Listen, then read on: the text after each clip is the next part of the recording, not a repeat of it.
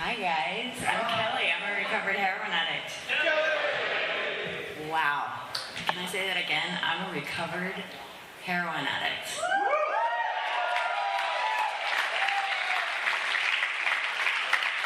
I love the way that rolls off. I got sober in another fellowship where I'm an incognito heroin addict, so this is like the coolest thing I have ever experienced, like looking out here with my peeps. I love it.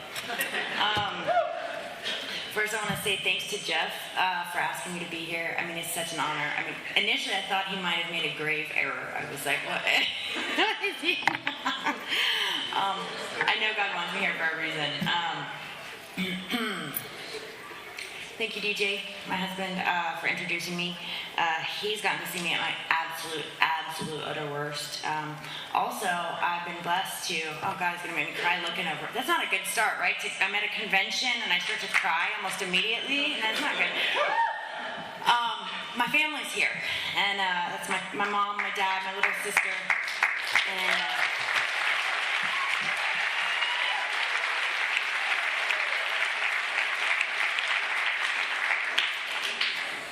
as you guys, my fellow heroin addicts know, we drag our families through the mud, and they're, can you guys hear me? Am I, too loud, too quiet? All right.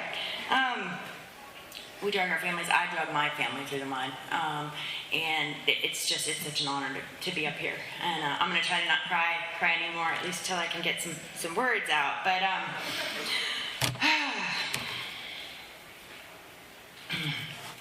when I was thinking about what I wanted to say here tonight, to try to really reach out, and if there's truly, I know it's a cliche, like reach out and touch one person, but that's literally what I'm thinking of. Because if I think of all you guys, I'll pass out of here from fear. I was thinking about summing up my life. What does that look like, and this book, the big book, I know mine doesn't look like a big book, but I got a cool little nifty big book made for me. This big book sums up my life. So as I tell my story, I kind of pull little pieces from this book because this book saved my ass. It saved my ass. So there's my first curse word. I'm already messing this up. But let's get this story started. I was born in 1981 in Houston, Texas, to this lovely family, right? Came from a good family. They worked hard. They, had these great hopes and dreams for me. And the word I would use to sum up my life was I was an escape artist. I was always just not quite comfortable in my skin, and I always thought that it might just be a little cooler to be someone else, or a little more comfortable to be someone else, or to, when I joke tonight, I'm like, this is my Stevie Nicks dress. This is so maybe you guys don't notice it's me up here, right? This is that self-centered fear that I carry around, that by the grace of God in these steps, I have a way to walk through without shooting dope over today. That being said, when I look back over my life, that's probably one of the most noticeable things for me, is that even as a small child, I was very imaginative, I was very stubborn, I wanted things done my way, and I would throw tantrums if I didn't get it my way, and this was genuinely upsetting to me. I mean, this was minor stuff, but I would just come unglued. My family tells stories about me, thrashing my little feet till they would bleed when I was a baby. I mean, I'm self-destructive as a tiny little kid, just kind of wanting out of my skin. One of the funnier stories that I can think of from my childhood, and it just gives you guys a glimpse into what I like to refer to as the ism, the internal spiritual malady, that thing inside me that just makes me a little bit tense and a little bit fearful, and that thing that eventually led to a mental obsession to then put dope in my body, which then led to a physical allergy, which caused me to want to put more dope in my body, right? So it all starts with this ism, right? And I can trace that back to childhood. One of the funnier stories, I was about, I've got this good life on the outside. I don't have anything really to be unhappy about. I don't. On the outside, but on the inside, I'm not right. I'm not comfy in my skin. And one of my various hobbies as a child was riding horses, and I always like to tell this story because it's just pretty funny. So I'm riding horses, and I go to this horse camp, and I'm about 8 years old, and there's this girl who is 15, and she's cool, and I'm just idolizing this girl, you know? It's just, she's everything that I want to be. And bottom line, I assumed her identity, guys. I started writing this chick's name on my papers at school, and my parents can attest to this. My teachers call and they're like, my name's Kelly Elizabeth, and suddenly I'm going by Brooke, and my parents are just a little confused. Like, the teachers are calling, and why is your daughter, is her middle name Brooke? And they're like, yeah, no, we don't know.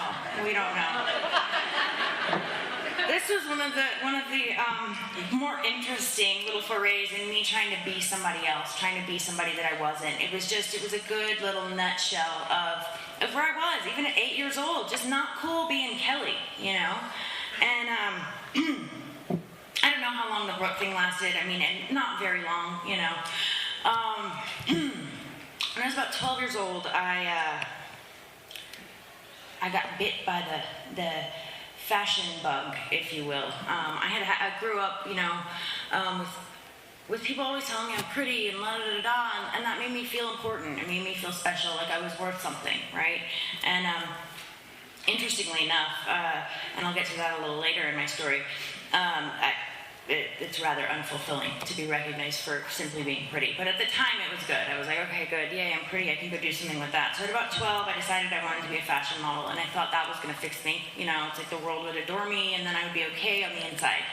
And so I'm 12. Like, I see 12-year-olds nowadays, and it's like they're kids, right? They're little kids. But I was certain I was grown up, and that, and again, this was going to be the solution to the uncomfortability that I felt inside. And so I began begging and pleading of my parents to, I don't want to tell the story too fast. Okay. I started begging and pleading of my parents, you know, to let me sign up with this little modeling agency in Houston.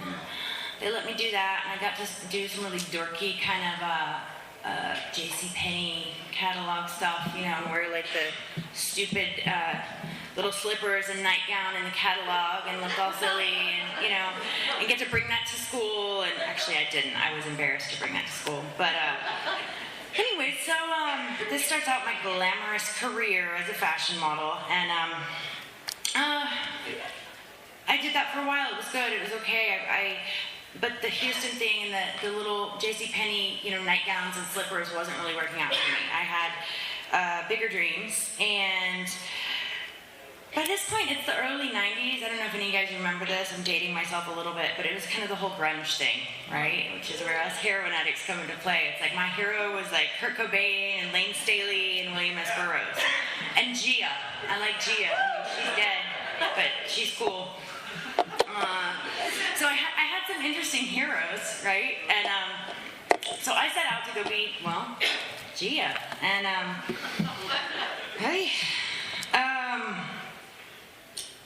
I got an opportunity to model in New York. So I did another beg and plead and, you know, tantrum throw, really, that's what I mean by beg and plead. Kick and scream to get my way. And essentially, I didn't find out until fairly recently that my parents were, I was really good at manipulation already at this age. Like, I don't know if any of you guys get that, but I had already learned to manipulate people and instill fear in people to get what I want. And what I thought I needed to be okay. That's the scary part. But I found out only recently that I had kind of, by about age, 14 or 15, I had already backed my parents into this corner of either you let me do what I want to do and you support me and allow me to move to New York on my own and drop out of school, or I'll run away. anyways, I didn't really find that out until recently, that's what they were afraid of. And so, that was my first real escape, of course, physically, of like moving away, was I'm escaping high school, getting out of this, and I'm going to move to New York City and have this glamorous life. And anyway, so I get up there. I'm about 16, and I'm in New York City on my own, guys. I mean, it was awesome. I mean, it was awesome, right? It's like, I was supposed to have a chaperone, and there was not so much a chaperone. I lived in a model apartment, which is kind of like a dorm, with a bunch of Eastern European girls who barely spoke English, and I had a chaperone who was 22 and like to party. So this was fun. I got my first tattoo at about 15 and hid it from my parents for a good while. And anyways, so I immediately kind of start hanging out in the party scene, the night scene in New York City. I loved it. I did. I initially started drinking, started doing some party drugs, right? Like snorting a little coke here and there, and taking some ecstasy and all that fun stuff. And it was okay. It was fun. It was fun. In the beginning, when I look back, I don't know that I initially experienced the phenomenon of craving. I can't tell you at what point that kicked in, but it kicked in pretty quickly. And I'll tell you, it kicked in immediately after trying heroin. I was, the way that I first tried heroin, I was in a nightclub and had done various other drugs. I was already fairly wasted, and somebody gave me a ubiquitous little baggie, and I went to the bathroom to snort it, and what I thought was cocaine ended up being China White, and I spent like the next hour and a half vomiting with a big smile on my face, like this is the most amazing thing I've ever tried. Right? Yeah, my people, you guys get it. Oh, I love it. I love it. I love it. And this was the great escape. I mean, I had escaped to Brooke when I was 8, and I had escaped to New York City to be this glamorous fashion model. And now I had found my escape. I had found it, and it was like my little secret, and it was like my secret weapon, and it worked, guys. It worked. It's so cool to sit here in a room full of people that I know get this. I think for us, and I want to say this for a minute, I was talking to somebody about it a little earlier. Part of it for me, because I love that you guys read this, A Way Out. Because, man, we are some relapsing people, right? I mean, you guys even included it, right? It's hard for us to stay sober, and I don't mean to say that we're different or that our version of the ism or the spiritual sickness that is alcoholism, if you guys get that, is any better or any worse. What I mean to say is that heroin does what heroin does, and it works, right? And it's also some gnarly stuff to get off of.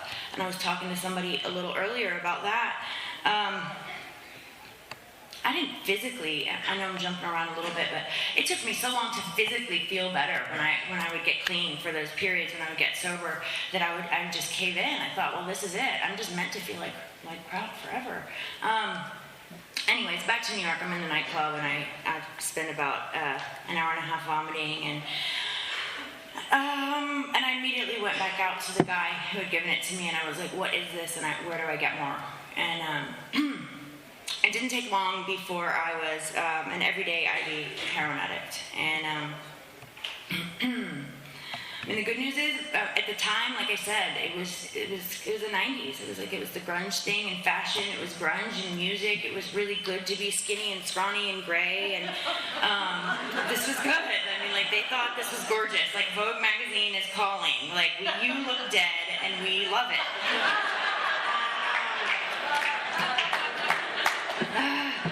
Yeah, and so I mean, I'm thinking this is like a double win. I'm like, I can do my dope, and like they're paying me, and it's.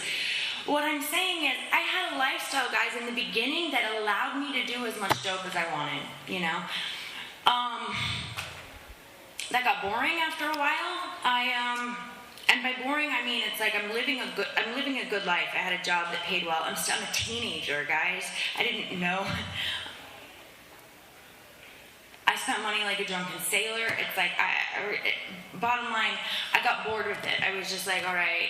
I added some other substances into the mix. You guys have singleness of purpose, but can I say it? I was a speedballer, guys. I love to shoot cocaine and heroin. All right. Thank you for that enthusiasm. No. Bottom line, this lifestyle that I was living, I kept it a secret, for a fairly good while. And the trouble is, like, the IV drug use, it's not socially acceptable, right? Like, I couldn't be, like, out at the club and just pull out a rig, and it just wasn't going to work. It was frowned upon. The whole, like, snorting lines, that was cool. People could do that in the open. My friends got worried. They're like, okay, you're taking this a little too far, you're a little too crazy for us. And so instead of being like, oh, well, I guess that's problematic, maybe I should slow down, I went to Spanish Harlem to the projects and found some people to hang out with that like to do dope the way that I like to do dope. And again, I want to apologize. I've been fearful about this ever since I found out my parents were going to be here, right? Because there's just parts of my story that I know that they don't know. But guys, it does. It gets nasty. It gets gnarly. We know what shooting galleries look like. I don't need to describe that up here. But I was literally disappearing for a week at a time, just in a place in squalor, and people were terrified, and they'd be looking for me, and I had a boyfriend at the time that was, kind of, I guess, what we call an enabler, whatever. He was handy.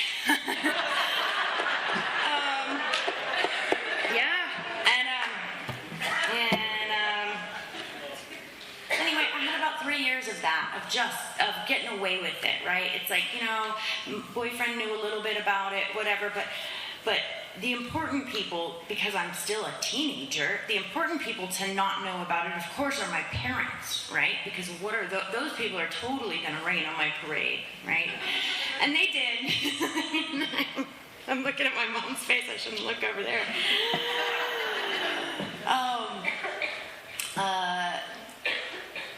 When I was 19, I was intervened on, and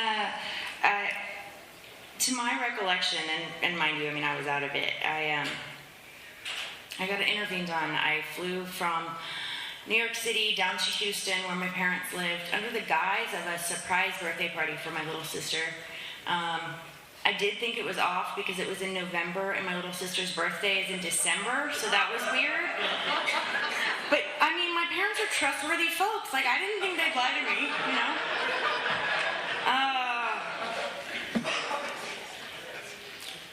So I walk into the living room, and it was not a surprise for her, and a huge surprise for me. Huge surprise.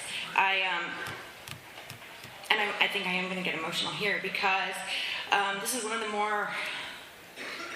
it's just one of the more tragic, sad parts of my story. It's not any kind of gory war story. It's not anything, but the emotion behind it is absolutely real, because what it looked like was I had a room full of people sitting there crying, sobbing, begging me, please, and all I could think was how I could get to the bathroom to shoot some more dope, because I just could not process this level of emotion that was coming at me. I just couldn't do it. And all that was in my mind was, how could I get to the bathroom to do another shot? That's it. Is that hard for me to admit up here with them sitting here? Absolutely, but it was just the truth, and I know you guys can get down with that. It's not because I don't love my family. It's not because I didn't love my family then. It's because I was under the lash of drug addiction, of alcoholism, the spiritual sickness that is alcoholism, under the lash. And they had me pegged, though, because they kept following me to the bathroom.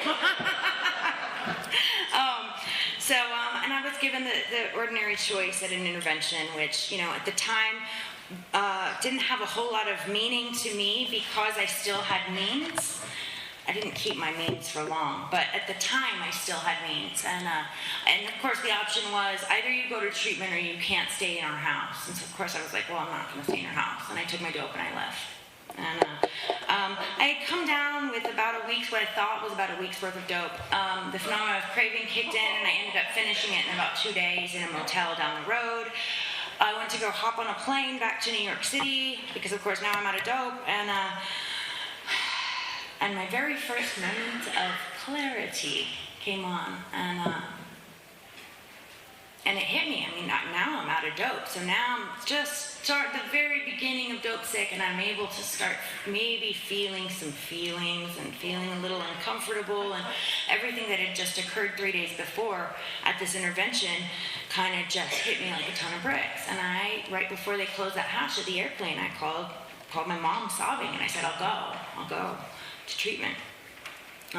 The good news is, guys, this is just the very, very beginning of my story in treatment centers. I went to my very first treatment center when I was 19. I wish I could say that the message was not carried to me, but it was.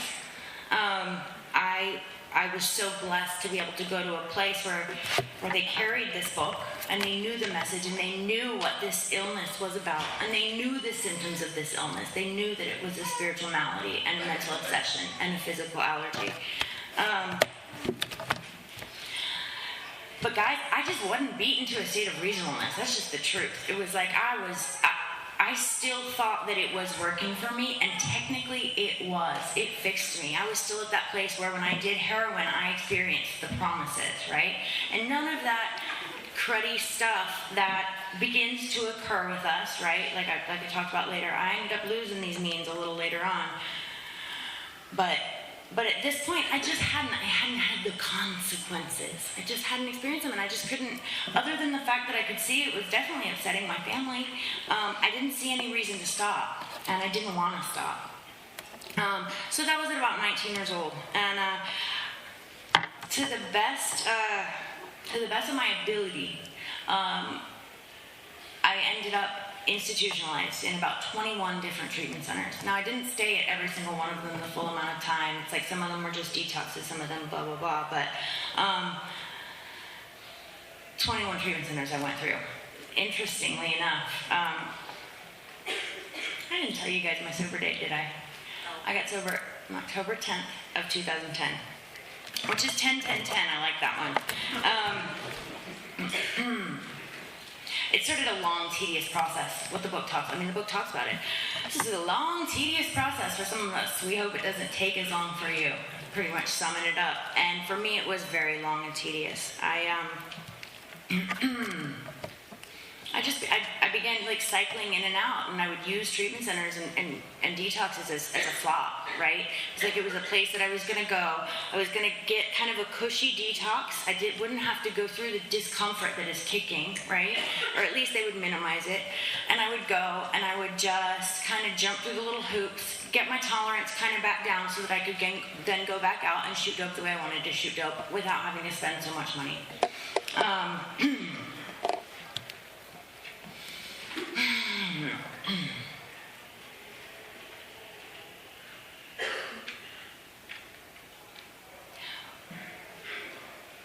I want to fast forward a little bit because I just don't feel like it's necessary for me to go into the gory details. I'm in a room full of junkies, right? It's like we know the gory details. I don't need to tell you what that looks like. Mostly what I need to tell you is the stuff I was feeling on the inside, because I know that there's probably someone in here that's early in sobriety, or that may just be thinking about getting sober, or that may be kicking right now for all I know, and that's the person I want to talk to. I don't need to tell you guys about, I hope I've qualified enough. I'm the real deal, guys. I just love that shit. I love it, and it works. Okay, believe me when I say it. And if I hadn't found something better here, I wouldn't be here. So, like I said, I want to skip over some of the gory stuff, because there's a good 10-year period in there where I'm just in and out, and I'm crazy, and I'm just burning stuff down. I will tell you one story. Eventually, I tore the career down, right? It's like I had gotten so bad, and I was well on my way to becoming Gia that I wanted to be. I was no longer able to show up to work. I would disappear, and I was showing up with track marks so bad that literally, I mean, that even the fashion industry, these people that are all getting high, it's like, even they were like, yeah, this is unacceptable, and they would send me home and call my agency. And so I burned that down. I blew every penny. One of the many times I went to treatment, I thought that I was leaving for 28 days. I was leaving New York City for 28 days and that I'd be back, and I never went back. I just went to treatment, and then they sent me to another treatment center and sent me to another treatment center, and I found myself in in San Antonio, Texas, in the dead of summer, homeless. And I gotta tell you guys, so it's pretty hot here in Scottsdale. San Antonio, Texas is not much better. We have like a humid heat there. In the dead of summer, it was probably about this time of year. And so we're talking, 102, 103 degrees. And I'm literally squatting in someone's garage. Like, I don't even have a way to bathe. I was bathing in a washing machine in the garage. Literally, a washing machine. And, and I was scrawny. It really wasn't cute at all. Like, I'm just this bony mess, trying to wash blood off. And, it's just not good. And guys, the reason that I tell that is because it's like, man, I had this charmed life and this glamorous, amazing life on the outside, and here I am in New York City and living it up, and I'm just this gaping hole inside me, right? It's just so big that I'm willing to give up everything for the one thing, which at the time was dope, the one thing that kind of took the edge off that and made it a little more bearable, to the point where I end up like homeless, living in a garage, bathing in a washing machine. And what I want to say about that is that I still didn't get sober. That is not even it wasn't like I just suddenly looked at my life and I was like, oh, what a mess, look what you've done with your life. That did not happen. It just didn't. I wish that I could say that it was at that moment I just got struck with, oh, you've really just burned it to the ground, but I didn't. I kept going. I literally my actual sobriety date is about the most least dramatic story that I could even think of. My actual sobriety date of 10-10-10 looked like me, like many of us as heroin addicts, having about 3 months sober and suddenly deciding I need to go to the dentist. Anybody else done that?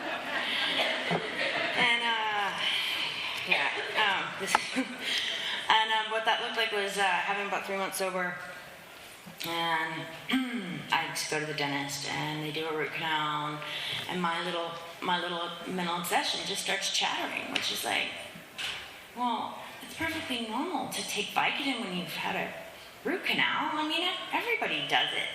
You're in pain. It's normal. Just take it as prescribed. Duh. And obviously, guys, I'm a real heroin addict. I can't take it as prescribed. Like, I put it in my body, and that whole bottle is done. It's just done, right? And so that's what I did. The whole bottle's gone. Now I've got the secret, because I haven't told anyone. I was supposed to be 3 months sober. I didn't call my sponsor. I didn't anything, right? I just rationalized this with the little mental obsession, and I'm off to the races. And I put it in my body.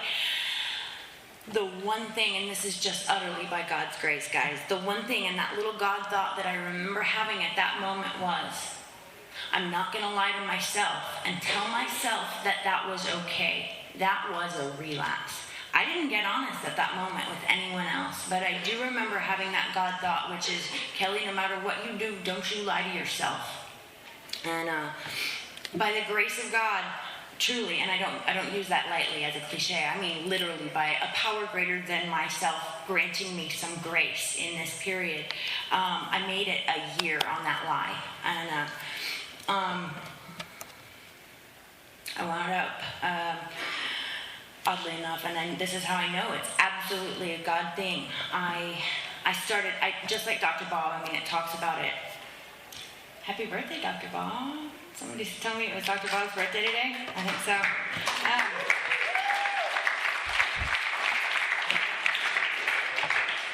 Thank you guys for playing along with my ADD brain.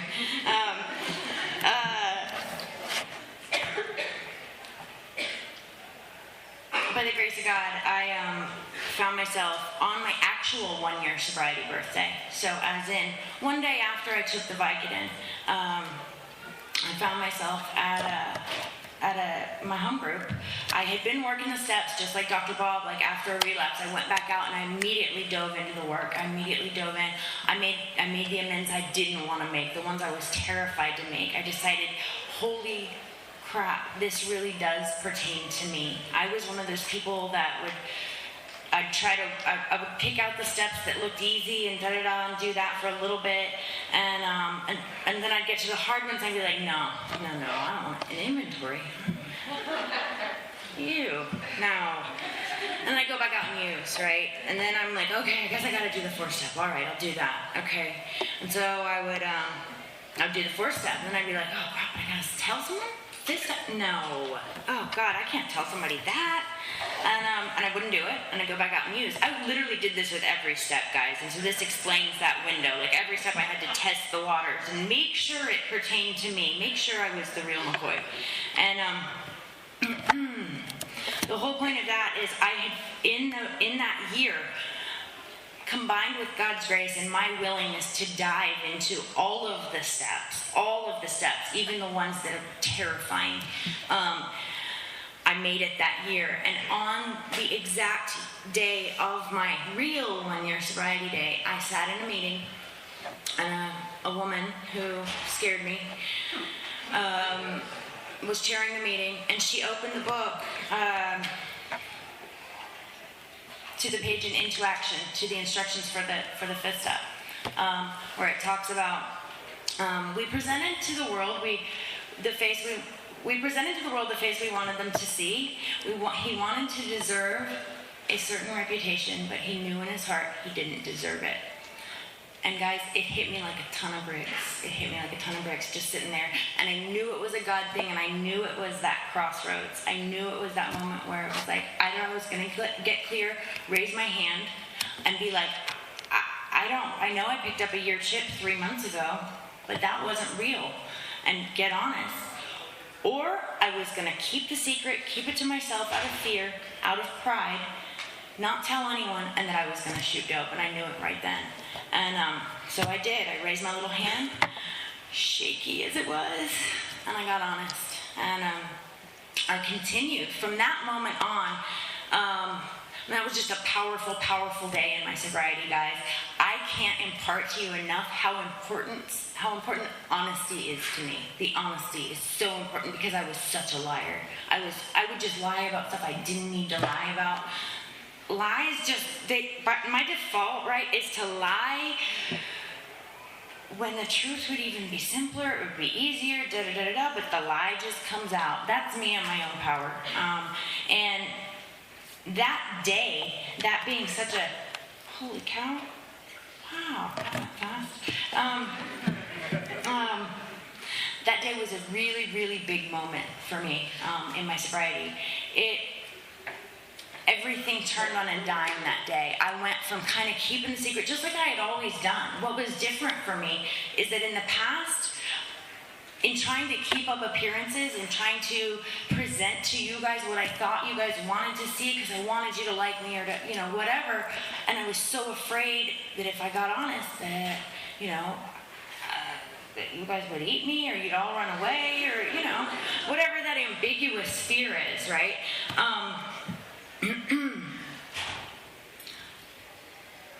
Today, what that looks like is, to me, the rigorous honesty sometimes turns into just almost like stupidity. You know what I mean? Where it's like, even my husband, who desperately wanted to see me get sober and to recover, even he'll be like, well, that wasn't necessary. They didn't even ask that. And I mean, but I'm so, like on an insurance form and, like stuff like that. And I'm going into like the gory, like, oh yes, I was an IV heroin addict and and like into the gory details that they didn't even ask for, right? But the truth is, my reasoning for it is because I was such a liar that psychic change, that 180-degree change for me looks like just blurting it out, just relaxing back into the truth and knowing that God's got it. rather than trying to manage what I'm saying just to get what I want, to snatch what I can out of the show. God, you guys, I feel like I just went kind of on a tangent there and lost my train of thought. But do I have till 9:30? Yeah? No? Okay. Sweet. I was thinking I had to wrap it up at 9. I'm so sorry. So, bottom line, where that day got me, my actual raising my hand in that meeting, getting honest, it got me to a place where I was able to let down my guard. I was able to walk into the rooms, into the fellowship, and actually begin to actually be who I really am. And as a result of being willing to, still to this day, guys, there's a lot of this stuff I don't want to do. Like, I'll have a sponsee call, right, and I'll see the name on the phone like pop up, and I'll be like, oh no. Do you guys have those? You get it. Not that one. Oh, it's a crisis again. Yeah. Woo. What's funny about that is I was always the crisis, right? I know probably 100 sponsors out there were like ripping their hair out when they'd see my name pop up on the phone. And there's like karmic debt here, but and it's not. It's what it is I answer it. I mean, it's like I see that name pop up and I answer it. The gift, and this is the whole thing that I wanted to talk about as far as summing up my life as an escape, right? It's like I was constantly, let's divert to the big book. Why not? Jeff was saying I can't insert heroin addicts because that other fellowship doesn't like it, but I'm going to do it anyway. Guys, that thing I was trying to escape all those years, and that I just could not, I was just going here and there and putting this on top of it and putting heroin on top of it and putting cocaine on top of it and running to this place and trying to wrest satisfaction and happiness out of the world. If I only manage it well, what I was trying to escape was this. Page 62. Selfishness, self-centeredness. That we think is the root of our troubles. Driven by 100 forms of fear, self-delusion, self-seeking, and self-pity, we step on the toes of our fellows and they retaliate. Sometimes they hurt us seemingly without provocation, but we invariably find that at some time in the past we have made decisions based on self which later places us in a position to be hurt. So our troubles, we think, are basically of our own making. They arise out of ourselves, and the alcoholic is an extreme example of self-will run riot, though he usually doesn't think so. And this is the important part for me. Above everything, we alcoholics must be rid of this selfishness. We must, or it kills us. God makes that possible. The reason I wanted to read that is because that's exactly what it is, guys. I just get stuck in the prism of me. Like, I just get stuck in it. Even leading up to this talk, I do. I cave in on myself in fear. Like, do you guys get what I'm talking about? Where it's like, suddenly this whole thing is like all about me and what you think of me and how am I going to be fabulous up here and like, right? And I get stuck on that and I get miserable. What's that about? What is that about? Where does that come from? That is that thing that I have felt since I was a little kid, right? The beautiful part about this, the beautiful part about the steps in God is that I have instructions. There's some stuff to do when that happens. Jeff told me not to pound on this thing. Is it okay if I pound on this? There are some instructions. I got stuff to do. It still happens. I'm not walking on cloud 9. I still get afraid. I get afraid nearly every day. I just have some stuff to do.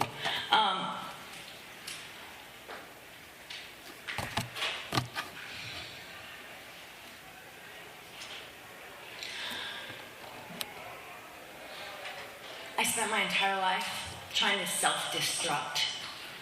Right? I mean, it's like I can't think of anything more self-destructive, and there's some other stuff that you guys can ask me about after this talk, because I've tried to self-destruct in just about every way known to man. But there's something extraordinarily self-destructive about jamming a piece of metal in your arm, right? We can all get down with that. I was just trying to escape this selfishness and self-centeredness. That's it. That's all I wanted. What I have gotten as a result of working these steps, and what I am seeking to do today is, instead of self-destruction, I get to seek the destruction of self-centeredness. I was joking with my husband. I'm like, sweet, that means I still get to destroy something. I get to seek the destruction of self-centeredness, right? Because, man, I like to destroy. I like to be destructive. I mean, I do. So how cool is that? That it's like even right out of the book, it told me so. That by working these steps, that's what I'm aiming to do. I'm aiming to get connected to a power greater than myself, which can solve my problem. And again, my problem is me. Heroin was never my problem. You guys get that? Anybody, like, right? Like, heroin was never my problem, it was my solution. And I know we kind of hear that a lot. But that's why I wanted to emphasize so much that it works. Of course it works. I was talking with one of my sponsees the other day, and she's having some trouble with a roommate who's gotten loaded and la-da-da-da-da, and my sponsee is perplexed. She's like, well, she's getting loaded, but she seems so much happier. And I'm like, of course she seems happier. She was in untreated alcoholism. She wasn't working the steps. She wasn't trusting God, cleaning house, and helping others. And of course she was miserable. And of course she's better now. Weren't you? And that raises the hair on my arms, you guys, because that was absolutely the case. If I am not seeking God through the steps, I'm freaking miserable. I want to crawl out of my skin. I mean, I am either going to seek a solution through God or I'm going to seek a solution through dope. I mean, that's it. If we just want to get right down to it right now, that's it. The mental obsession has been removed. That's why I say recovered. The mental obsession, if I haven't put any dope in my body, I'm not suffering from the physical allergy. I don't have the phenomenon of craving, right? So that's good, right? Second part, mental obsession, right? That's been removed. I no longer have the obsession to change the way I feel, to stick a needle in my arm, to do that, right? The part I have to stay on top of every single day is that third part, is the spiritual part, the ism, the internal spiritual malady. We find that in the bedevilments on page 52. It's just sum it right up with, I am unhappy, right? And at any given moment, I mean, the book talks about maintaining. It's about that maintaining the maintenance of my spiritual growth. Every single day, it's the spiritual aspect I got to work on. I don't have to worry about the mental part or the physical part because God takes care of that. As long as I'm staying connected to God. And the way that I do that is by continually taking my own inventory, continuing to do things I'm afraid of, continuing to do things that I don't want to do. I wish that I could stand up here as the girl that was just, I'm not. And I feel like maybe I might have some kindred spirits in here. I'm used to, like I said, standing up in a room full of, I qualify as an alcoholic as well, but they're not my peeps the way you guys are my peeps. Those people get terrified when you start talking about things like needles,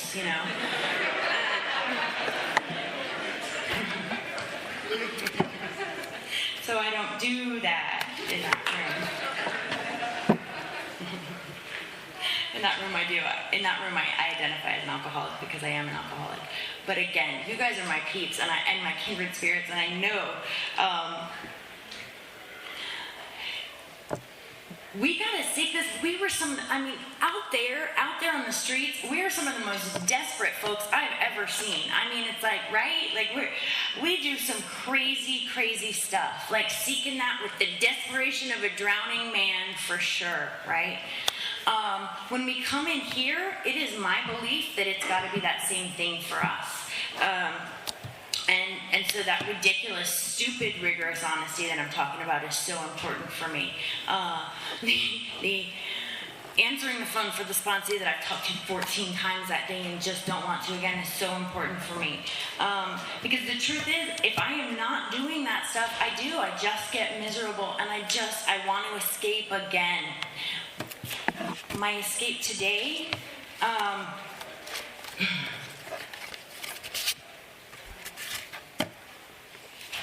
I want to read again.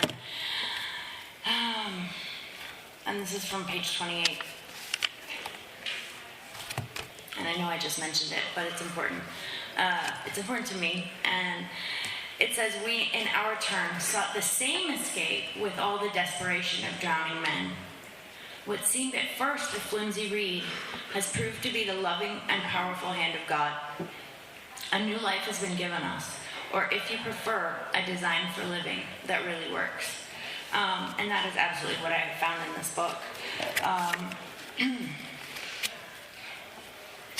My life today looks like I have a family that actually will allow me in their house. I have a key to these folks' house. Like, I mean, that's crazy. That's crazy. I have a little sister that actually flew across the country to come see me here and support me here. I mean, this room, you guys, we are miracles. Like, I never in my wildest dreams imagined I would be standing at a podium with a microphone at the first Heroin Anonymous World Convention. I just didn't.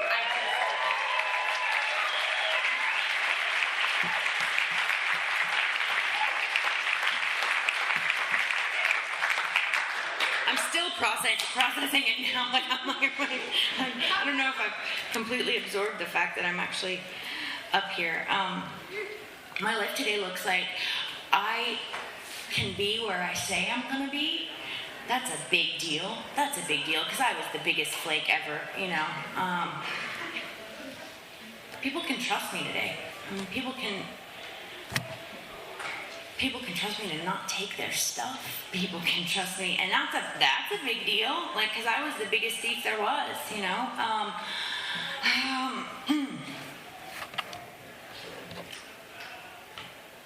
I want to talk more about this because this is the part that is actually that when I step back and I look at getting from point A to here, this is where I know that there is a huge God out there that is working big time in my life. Because from a person who was absolutely selfish and self-centered to my very, very core, I've talked a little bit about the women that I work with and the sponsees that I have.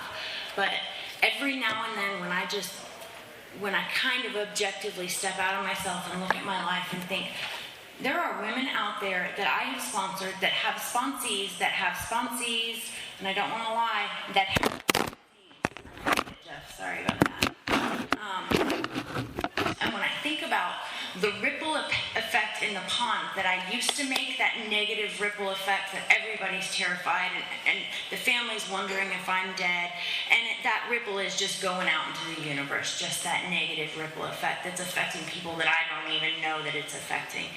To today, to the tiny, tiny little bit of a ripple that I'm having in the other direction to try to do my very best to carry this message to somebody else that still suffers. I don't always know what I'm doing. I really don't. I mean, it's like half the time the girl comes to me like thinking that I can solve her problem, and I'm like, oh, you're in real trouble. Like, if I'm going to solve your problem, I can't even solve my problem. Like, I can't even run my life, much less your life.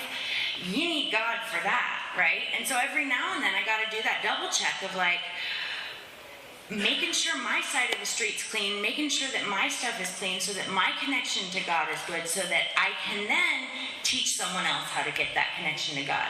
If I let that stuff start to back up, I start trying to run the show and begin to believe that I'm doing this rather than God. That's the scary part. And that's where these steps truly come in. That's where the inventory work starts to really come in. I get to go in there and dig around and be like, oh, yeah, seeing a little victim of the delusion there, you know, because I can even become a victim of the delusion that I can wrest satisfaction and happiness out of the world if I could only manage this sponsee's life this way, or if I could only do this, right? And the truth of all of this, guys, is that I am a real deal heroin addict. And that if I can stand up here and speak for, I don't even know how long it's been, I'm just lost track of time. If I can stand up here and speak tonight and try to pass this message to someone else, and I can stand here before you and be like, I haven't had to shoot dope since October 10th of 2010. And technically, since I haven't shot any dope since July of 2010. Yeah, but the little Vicodin thing, yeah. That's a freaking miracle. That's a miracle. And that's really the most important thing that I can even say up here, is that if I can do this, then anybody can do this. I'm sure you guys have caught on to my scatterbrained ADD, can't, string coherent sentences together by now. But the truth is, it doesn't matter. It doesn't matter. What matters is that I have found a solution. I have found a solution to my problem. And I want to leave you guys with this.